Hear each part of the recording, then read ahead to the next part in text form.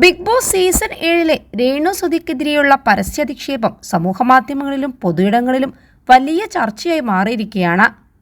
രേണുവിനെ septic tank എന്ന് വിളിച്ച് അക്ബർ ഖാനാണ് വിവാദ നായകനായി മാറിയിരിക്കുന്നത്. ഇതിനോടകം തന്നെ അക്ബർ ഖാന് വലിയ വിമർശനമാണ് ഉയരുന്നത്.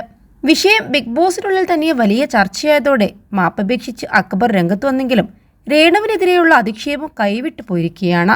ലോകമെമ്പാടുമുള്ള ജനങ്ങൾ കാണുന്ന ഒരു ഷോയിൽ വന്നിട്ട് പരസ്യമായ ഒരു വ്യക്തിയെ വ്യക്തിഹത്യ ചെയ്യുകയും ഏറ്റവും തരംതാണ രീതിയിൽ ഏറ്റവും ക്രൂരമായി അപമാനിക്കുകയും ചെയ്യുകയാണ് അക്ബർ ഖാൻ എന്ന മനുഷ്യത്വം ചെയ്തിരിക്കുന്നത്. ലോകമെമ്പാടുമുള്ള ജനങ്ങൾ കാണുന്ന ഒരു ഷോയിൽ വന്നിട്ട് പരസ്യമായ ഒരു വ്യക്തിയെ വ്യക്തിഹത്യ ചെയ്യുകയും മോശമായ രീതിയിൽ സെപ്റ്റിക് ടാങ്ക് എന്നൊക്കെ പരാമർശിക്കുന്നത് വളരെ മോശമാണെന്നാണ് ആളുകളുടെ പ്രതികരണം. രേണുസുധിക്കെതിരെയുള്ള വ്യക്തിപരമായ അധിക്ഷേപം അല്ലെന്നും അവരുടെ കണ്ടന്റുകൾ വേസ്റ്റ് ആണെന്നാണ് താൻ ഉദ്ദേശിച്ചതെന്നും അക്ബർ ന്യായീകരിക്കാൻ ശ്രമിച്ചെങ്കിലും ഇത് ഉയർത്തിയ വിവാദം കെട്ടടങ്ങുന്നില്ല.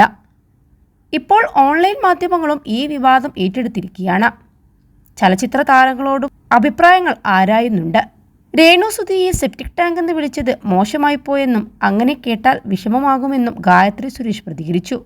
ഒരിക്കലും അങ്ങനെ വിളിക്കാൻ പാടില്ല, അത് എക്സ്ട്രീമായി പോയി. രേണുവിൻ്റെ സ്ഥാനത്ത് ഗായത്രി ആയിരുന്നെങ്കിൽ എങ്ങനെ പ്രതികരിക്കുമെന്നും ഓൺലൈൻ മാധ്യമങ്ങൾ ചോദിച്ചു. താൻ കണ്ടില്ലെന്ന് നടിക്കും, ഞാനെൻ്റെ ഉള്ളിൽ ഒതുക്കും. ബിഗ് ബോസിൽ ഏറ്റവും ഇഷ്ടമുള്ള കണ്ടസ്റ്റന്റ് അനീഷാണെന്നും ഗായത്രി വ്യക്തമാക്കി. ബിഗ് ബോസിൽ വൈൽഡ് കാർഡായിട്ട് പോകുന്നുണ്ടോ എന്ന ചോദ്യങ്ങൾക്കും ഗായത്രി മറുപടി പറഞ്ഞു. ബിഗ് ബോസിലേക്ക് വിളിച്ചിട്ടുണ്ടെങ്കിൽ ഞാൻ പോയിട്ടില്ല, പലപ്പോഴും വിളിച്ചിട്ടുണ്ട്, മിക്ക സീസണിലും എന്നെ വിളിക്കാറുമുണ്ട്, എന്നാൽ പോകാറില്ല. എനിക്ക് കുറച്ചുകൂടി സമയം വേണം, കുറച്ചുകൂടി സ്ട്രോങ് ആകാനുണ്ട്. ഏതെങ്കിലും ഒരു കൊല്ലം ബിഗ് ബോസിൽ പോകണമെന്നുണ്ടെന്ന് ഗായത്രി കൂട്ടിച്ചേർത്തു.